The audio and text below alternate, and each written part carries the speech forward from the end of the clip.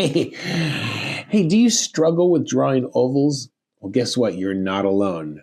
Ovals are everywhere. Coffee cups to wheels to UFOs. But getting it right can feel impossible. Your ovals look flat, they're lopsided, and they just don't look that great.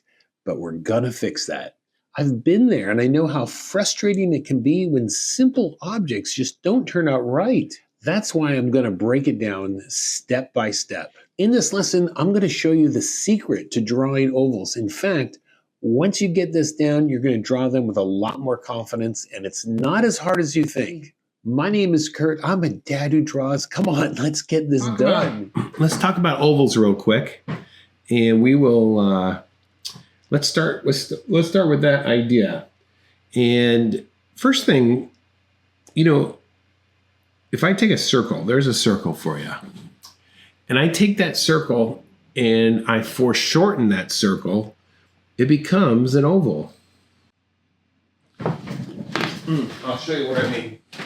Okay. Look at this here. This is the bottom of a coffee cup. All right, it's a circle.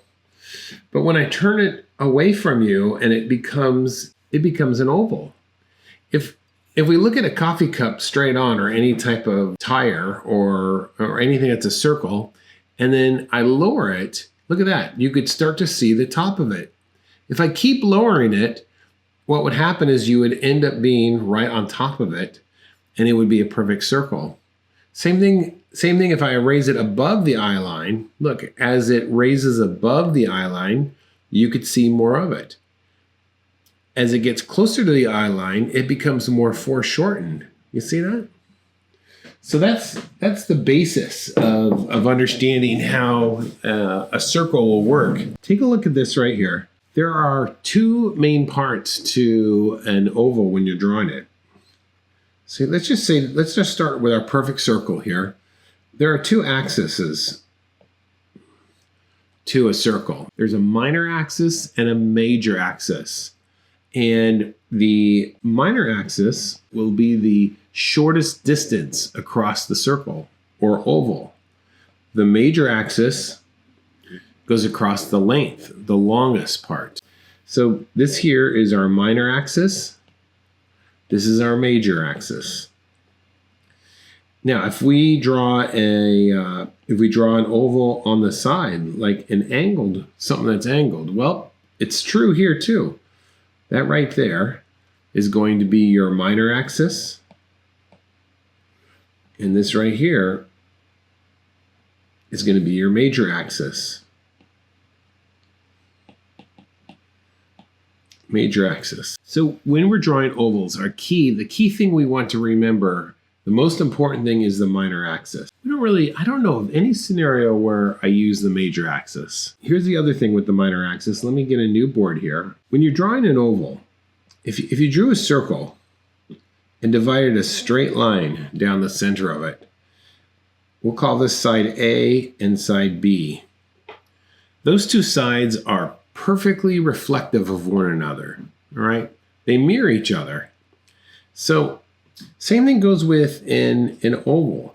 If you were to draw an oval here and you locate the minor axis, you want to make sure A and B are perfectly reflective, right? Meaning if I made a fold right here, if I folded right here along this line, those two sides would perfectly match up to one another. This is what you want to remember. This is key. Same thing if you were to draw an oval on the side like this, and you find the minor axis, you're going to want A to be perfectly reflective of B, so that if you folded that up, it would line up perfectly. Just remember that. So even if you draw an oval like this over here, there's your minor axis. You want to make sure A is reflective of B. If it's super foreshortened, again, minor axis, you want to make sure A is reflective of B. So as you practice drawing your ovals, I want you to imagine, I don't want you to have to draw the minor axis all the time. I want you to use your head and put it, just estimate it in place and start to like draw your ovals with the idea that they are going to be reflective of each other right down the center. All right, let's bring our first object in. Hey, look at that, a can of beans. So if we are to look at this can of beans, this is going to be my oval. On top there, you see that? And then there is my minor axis, and A will be reflective of B. Let's try that. So I'm going to start here. And when I'm drawing my oval, I'm drawing from my elbow.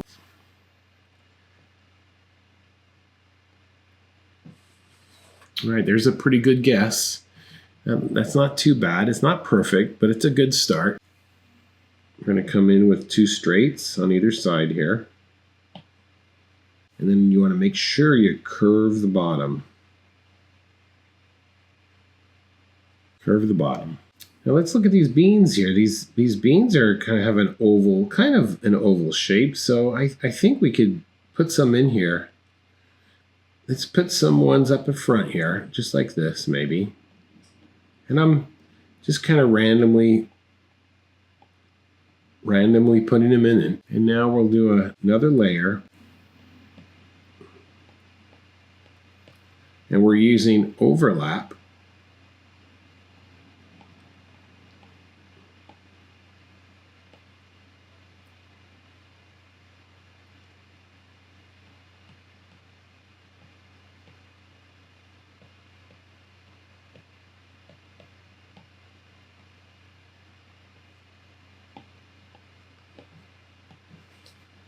You could even go into some of this negative space, the small spaces here, and add some darker value to give.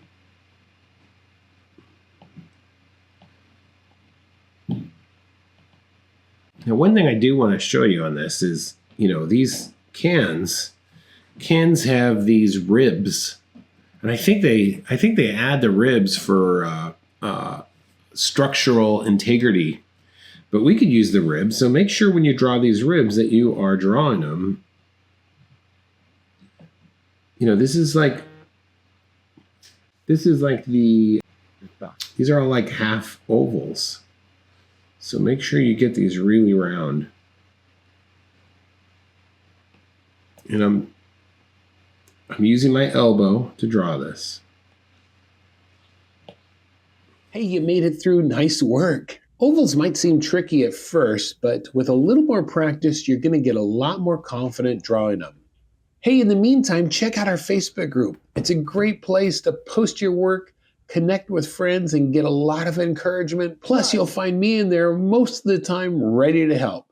Hey, thanks for watching. Make sure you like and subscribe. My name's Kurt, and I'm a dad who draws.